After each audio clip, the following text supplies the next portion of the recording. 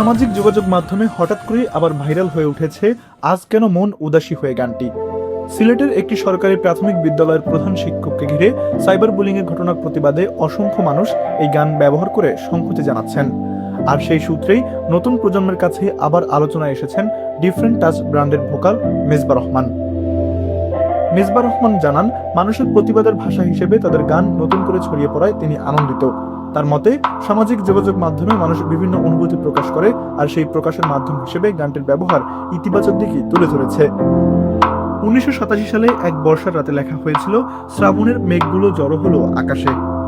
বাংলাদেশ টেলিভিশনের প্রচারের পরেই গানটি ব্যাপক জনপ্রিয়তা পায় এবং সময়ের সঙ্গে ডিফারেন্ট টাচের পরিচয়ের অংশ হয়ে ওঠে। বর্তমানে দেশে বিদেশে নিয়মিত কনসার্ট নিয়ে ব্যস্ত সময় পার করছেন মেজবা। পাশাপাশি নতুন গান তৈরির কাজও চলছে। তিনি জানান, এবার শুধু অডিও নয়, ভিডিও সহ নিজেদের ইউটিউব চ্যানেল থেকেই নতুন গান প্রকাশ করবেন।